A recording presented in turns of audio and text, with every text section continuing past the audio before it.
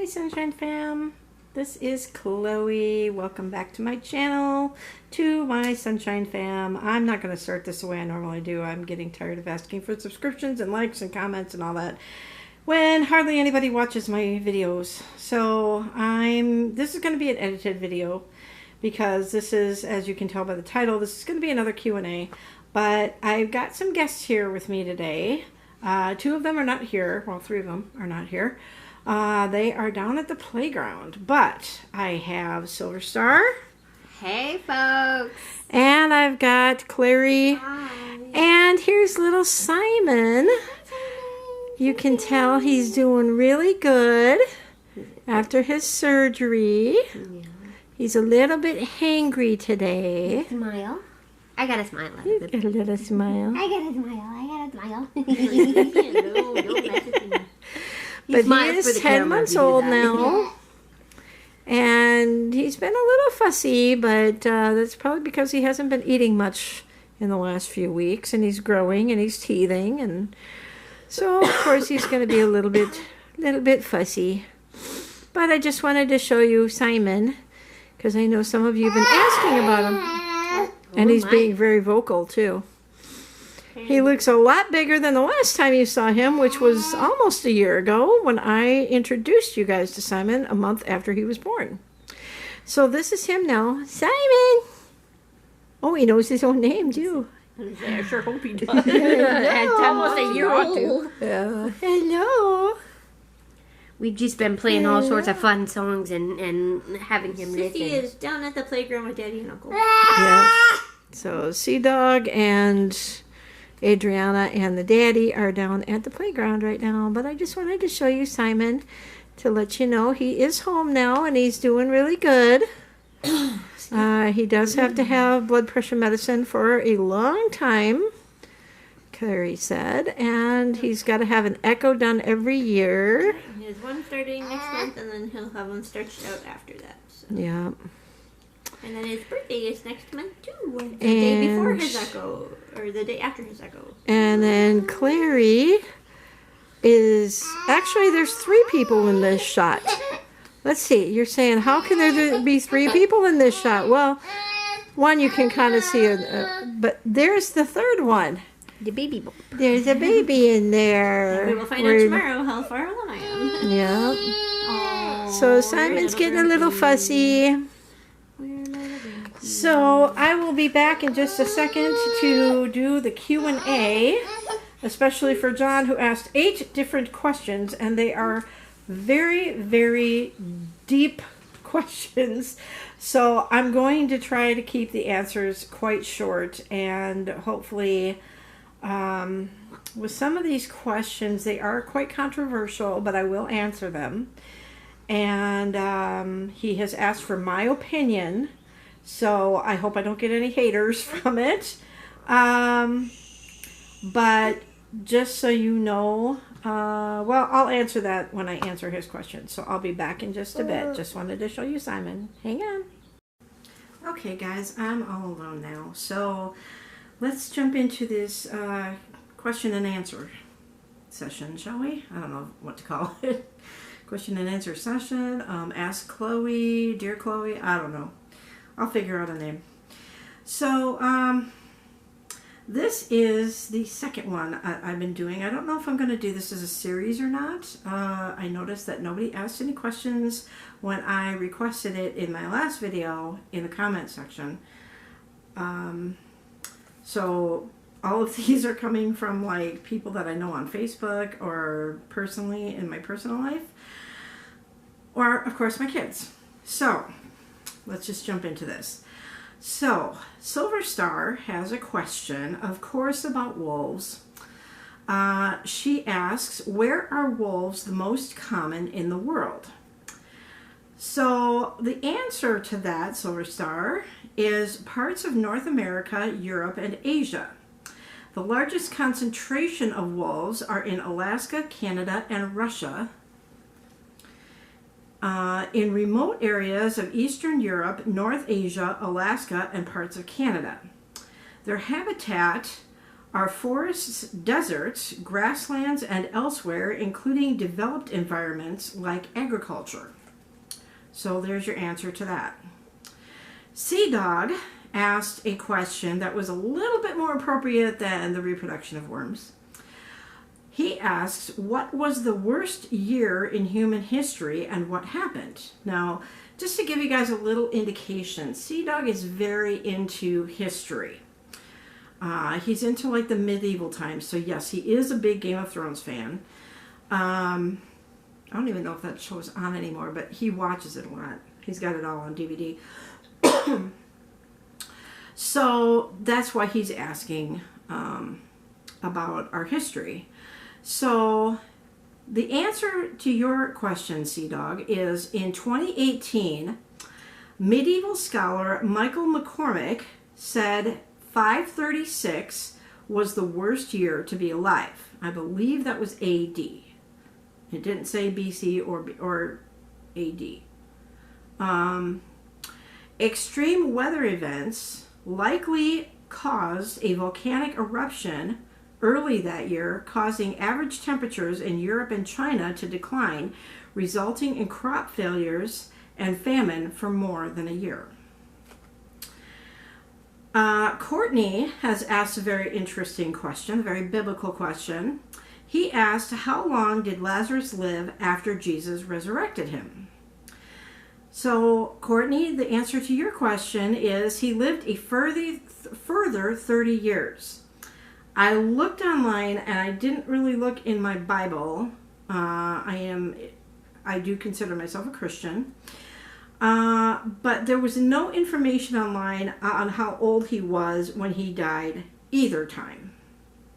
So, excuse me. So I'm not sure how old he was when he died when Jesus resurrected him. But however old he was there, add another 30 years onto that, and that's how old he was when he died for the last time.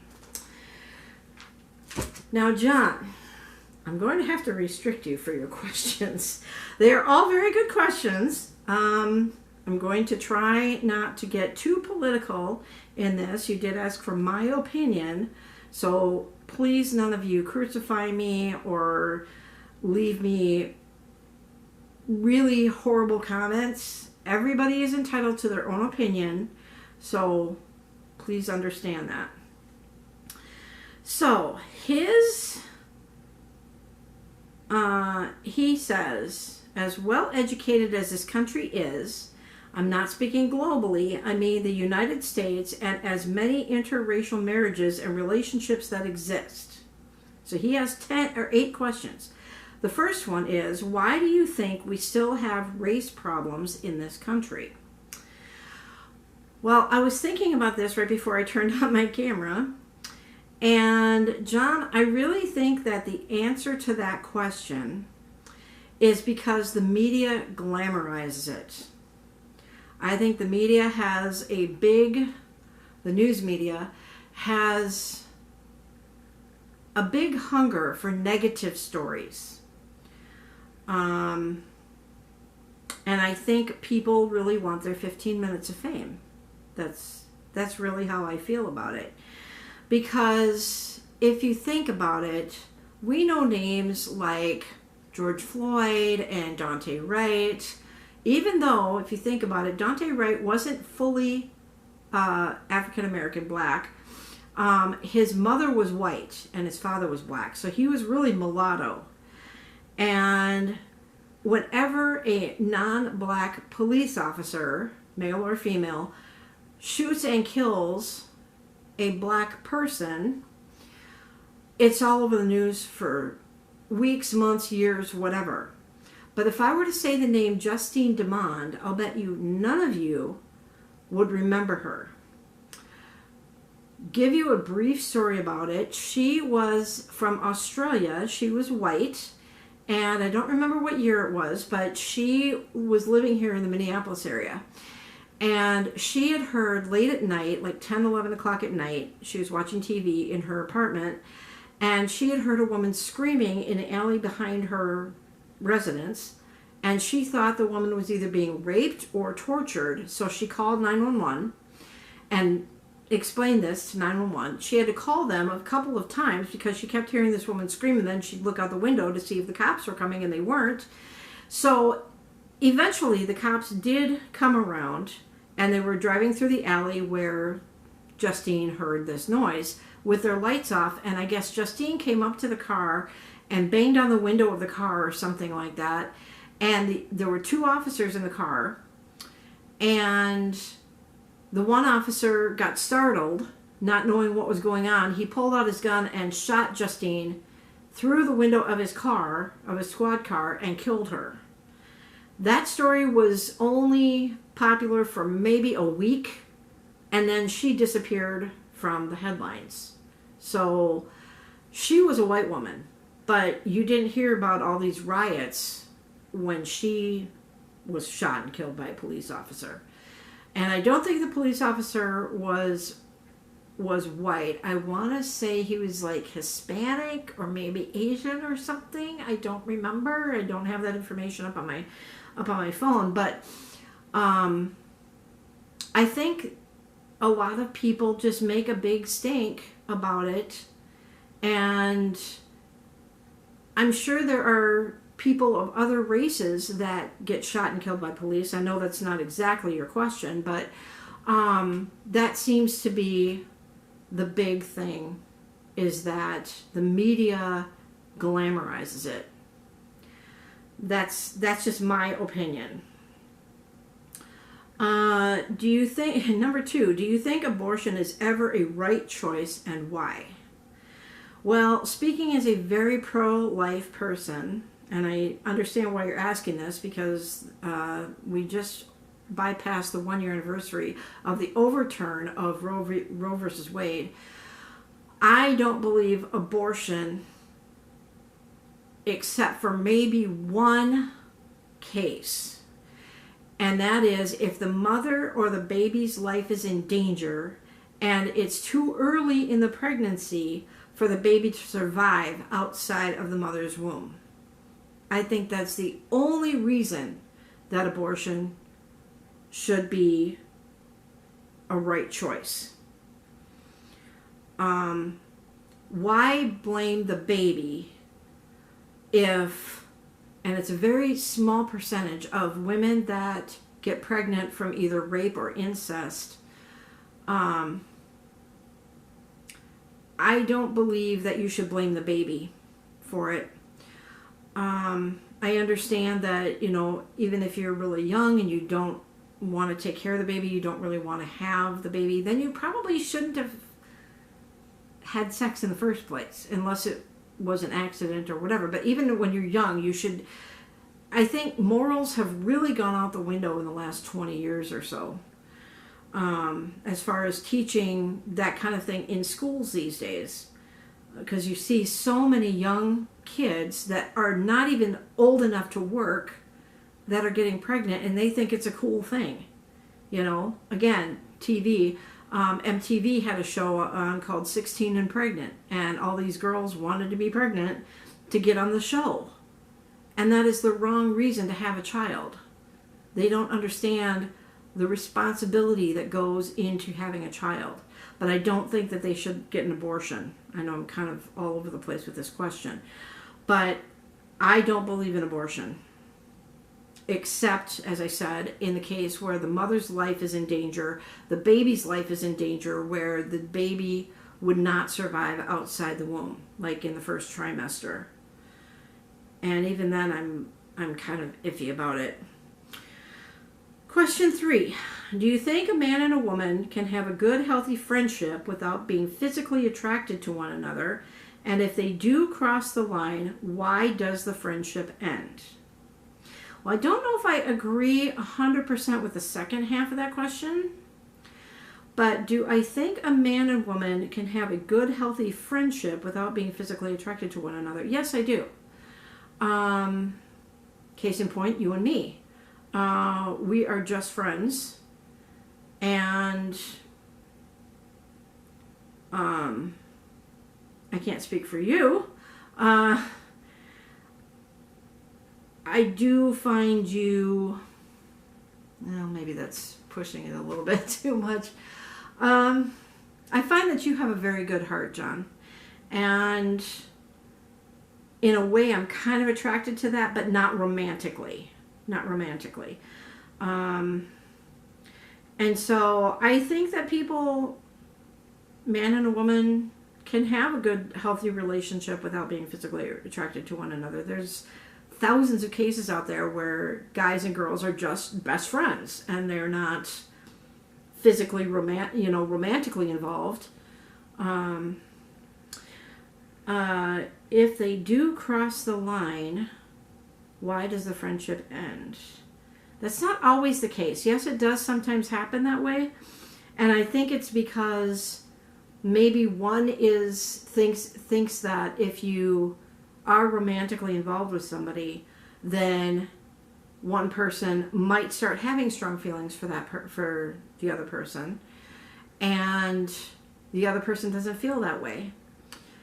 And I think that can create friction, and so that's why maybe one person is a little clingy in the relationship, and the other person doesn't like that, so they're like, nah, I don't want anything to do with them. So I hope that kind of makes sense to you.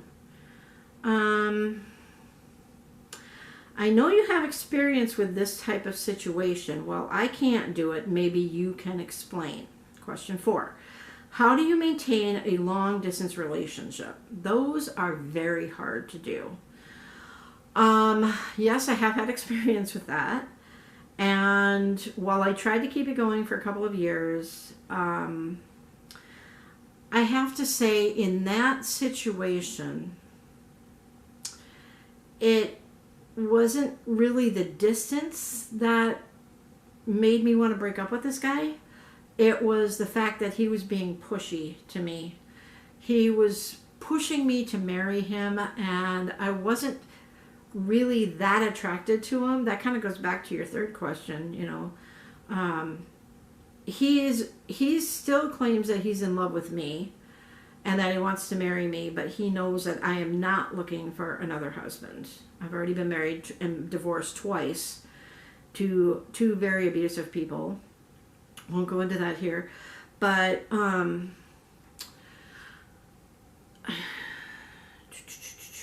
what? How do you maintain a long-distance relationship? I don't know if really any long-distance relationship really works. You have to, it's hard to keep a relationship going when you're in the same town or the same, same general vicinity. But when it's long distance, like states away or even countries away, I think it's nearly impossible to keep it going. It's harder to keep it going. And the distance starts feeling even more distant. Even if you try to keep in contact with one another, you're not there physically for each other. Like if you were to come home, say, from a bad day at work, and you're in a relationship with somebody that lives far away, you can't come home and get a hug from that person. You can't get a kiss from that person. You can't get a shoulder to cry on physically from that person. You can do a video chat, but that's not the same thing. So I would have to say, I know why you're asking that question, and I don't want to be negative or anything, but it depends on how hard you're willing to work at that relationship. Okay, let's move on. I'm from a different upbringing, so my views are different on this topic, but I have a couple of male friends who are doing this. What are your views on stay-at-home dads? Well, I guess your question isn't specific enough for me to fully answer that question, so I'm going to fill it in with the gaps the way that I'm reading it. Stay-at-home dads, let's say that you are married to, or you're in a relationship that you're living together with your partner and raising your children together, and the wife goes out and does the work. As long as she's making good money and you guys can keep up on your bills, I think it's a great idea. I know there was a movie years ago, I think Michael Keaton starred in it, having to do with that subject. I can't remember what it was. I don't remember the name of that movie, but you probably remember it. And John, you can probably leave your comment below what the name of that movie was. I'm pretty sure it was Michael Keaton in that movie, where he was a stay-at-home dad and then his wife went out and worked. The way that I was raised, and obviously the way you were raised because you're about my age, our parents came from a different generation, and so the woman would stay home with the kids, and the husband would go out and work and bring home the bacon, as it were. Nowadays, a lot of couples are not together, but in this case, if I am to fill this in with, let's say, the couple are together, whether they're boyfriend, girlfriend living together, or if they're husband and wife living together, I think stay-at-home dads, I think it's a great idea, because then they get to understand what the woman normally do, what typically the woman would normally do.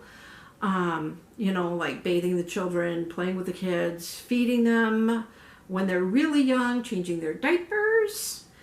I think a lot of men these days, I can't say every man, maybe not even a lot of men, but I think, in my opinion, a lot of guys see that as a woman's job, and they don't want to get involved with that part of it.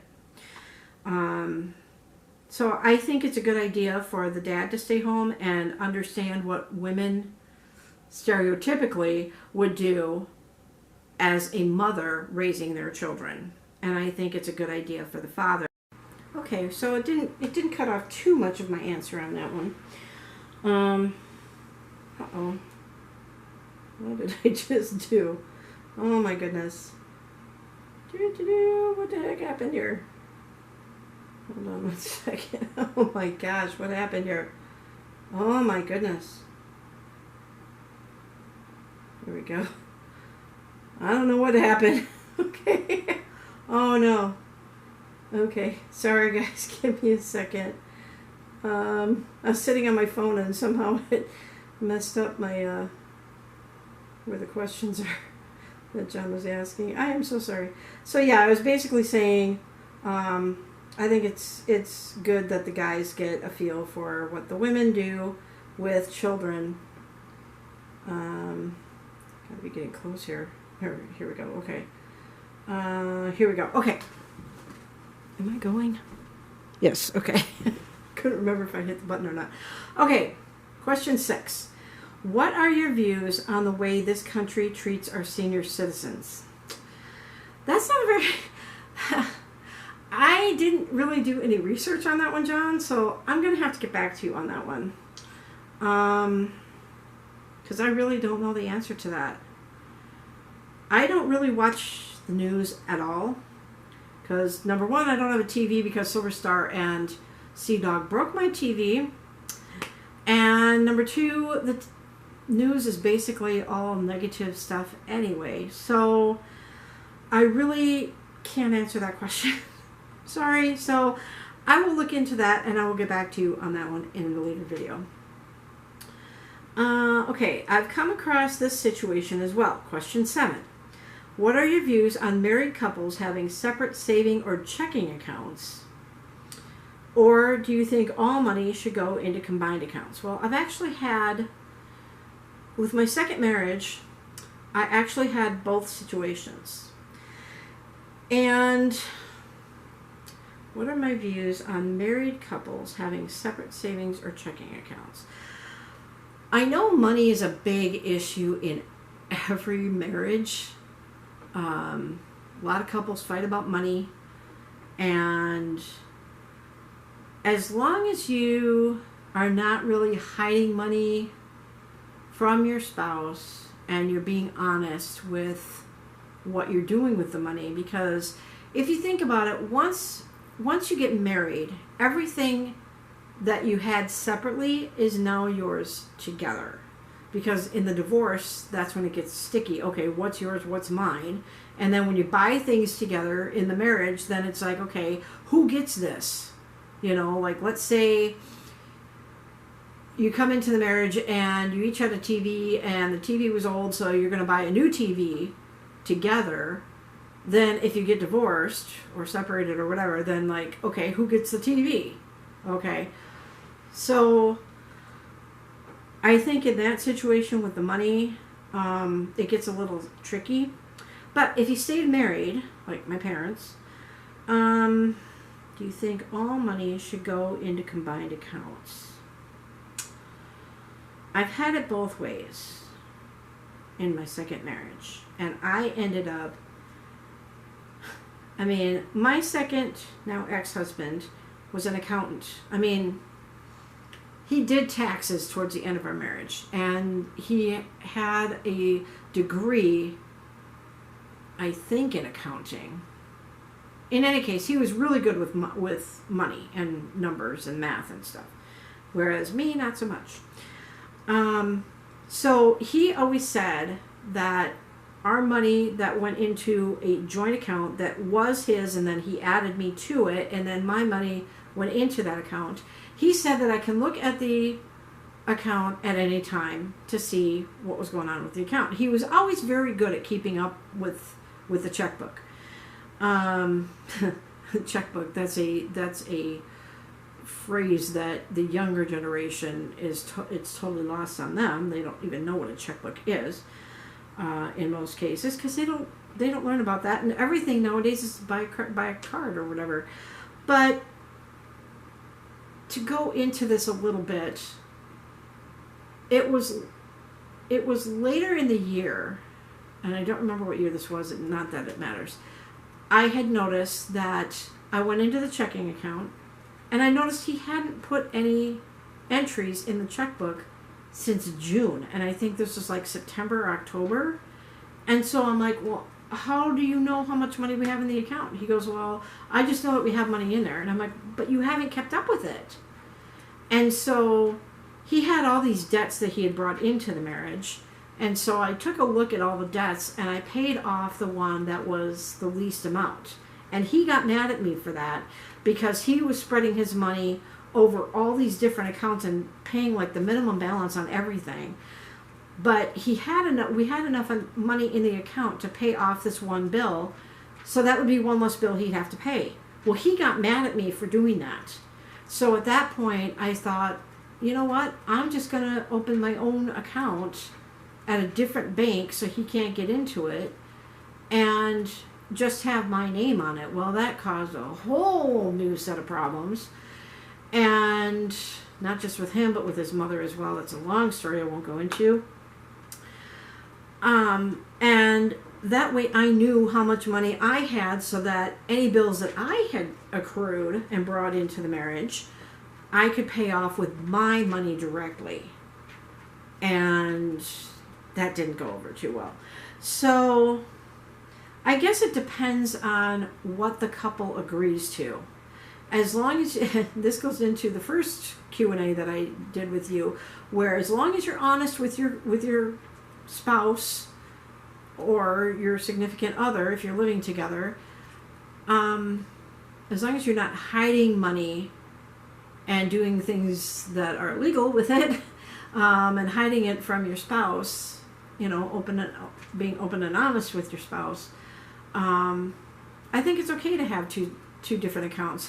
You can always do both, actually. You can have like one account that's with both of your money, and then each one of you have a separate checking and or savings account that you can do with however you want. That's just my opinion, so for whatever it's worth. Okay, question 8. What is your favorite season, holiday, food, TV show, entertainer, musical group, favorite go-to activity? Well, that's a lot. So let's take these one at a time. Okay, what is my favorite season? Spring. Because, and this is after all the snow melts here in Minnesota, because everything is coming back to life. And the trees are budding, the flowers are blooming, everything, you know, the grass is coming back to life. and everything just looks fresh and new. And you know you have several months, in most cases, several months before the snow starts to fly again. So you've got a long time to look forward to doing activities outside for those of you that like the summer, like myself, the warm weather. So spring is my favorite season. My favorite holiday? Oh, come on, John, you should know this. St. Patrick's Day. Food. Chocolate. Everybody's laughing now. Everybody that knows me is laughing now. I also like a really good prime rib. I love chicken. Tacos from Old Town Mexican Cafe. I will not eat tacos at any other Mexican restaurant ever again. So I'm plugging Old Town Mexican Cafe, and I think I might even tag them in this video. TV show. I've got several. There was a TV show on years ago called, what was it? Well, there was one called Probe that starred, what was his name? Parker Stevenson. That was a really good show. It wasn't on for very long. I think it was only on for like 7 shows, and it kind of got canceled. That was a really good show. I think you can find the videos on YouTube on that, called Probe. The Mole. That was a good show. I loved that show. That was a really good show. I don't really know many TV shows nowadays. I kind of started getting into this show called Outlander, but it's only now you can only see it on Stars, and I don't have, like I said, I don't have a TV. It used to be on Netflix, I think, and that's where I first got interested into it, when I would spend the night or spend time over at Sea Dog and Silver Star's apartment, because they have Netflix. I do not. So Outlander is another good show.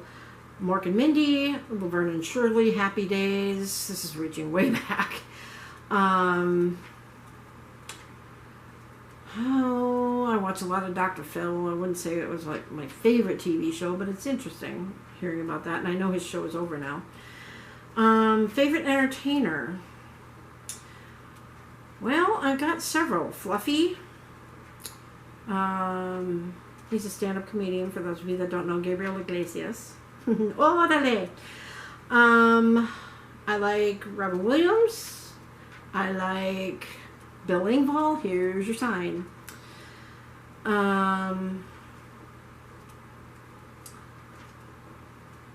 Musical groups. I like Air Supply. I love Perpetuum Jazzala, giving you guys a shout out. Let's bring them back to the United States, folks. Come on. You guys got to check them out. Perpetuum Jazzala. It's spelled like Perpetuum Jazzile. Jazzile. I know I've shown you their website on another video. I love them because they are a cappella choir from Slovenia. Very popular in Germany. I like the Old Sticks, but I really, one of my dreams is to meet Dennis DeYoung, because he was the one that I would listen to growing up that gave me the desire of wanting to be a singer. He's the one person I've never met. As far as Christian groups, I like Michael W. Smith. I like Stephen Curtis Chapman. Matthew West has a song out called Truth Be Told. That's kind of my theme song right now. Sometimes I like the group, and sometimes I like a certain song, but I don't necessarily like the singer or the group. Like, for instance, I like the song You and I from Lady Gaga, but I don't necessarily like Lady Gaga. Queen! I never liked Queen growing up, and then I watched Bo Rap, and I love Queen. Elton John, Billy Joel. These are all from when I was growing up. I don't really get into groups that are around now so much. Never was a Prince fan. Sorry, Minnesotans, but I never really cared for Prince. I didn't like his music. He was kind of a loner and really, to me, kind of weird. Favorite go-to activity? going to San Diego, of course. I have a new favorite place in San Diego, which is Lake Poway, which if you haven't seen that video, please go to that video. It's under my Adventures with Chloe playlist. It's listed as Adventures with Chloe, Lake Poway, and Old Poway Village. So check that one out. Very, very beautiful area. Favorite go-to activity? Playing Happy Color. But I would have to say in recent times, I do tend to like going to the lake a lot. I go to French Park once in a while. I go down to Wayzata and sit along Lake Minnetonka. I don't know. I guess water is just kind of relaxing to me. And after craziness of work lately, I need to get out to the lake a little bit more. I usually stay home. I'm kind of a recluse. And he says, that's plenty for now. Yeah, that's more than plenty, John. So that answers all the questions. Okay,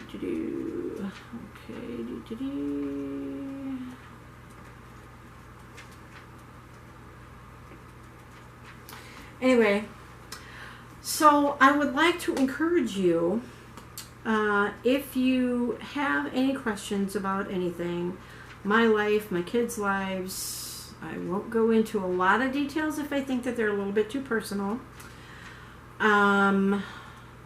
What my life was like growing up, that kind of thing. Political, I'd like to try and stay away from.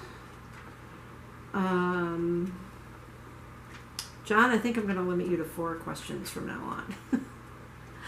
That was an awful lot, and I had answered an awful lot from you last time too, so only think of a few questions at a time. Give other people a chance to. But please, leave your comments below of any questions that you would like to know. It can be on pretty much any subject, but if I find that it is inappropriate or I really don't want to get into that question, I may read the question, but then I would probably say I'm not comfortable answering this question. Just so you know that I saw your question and I'm acknowledging you.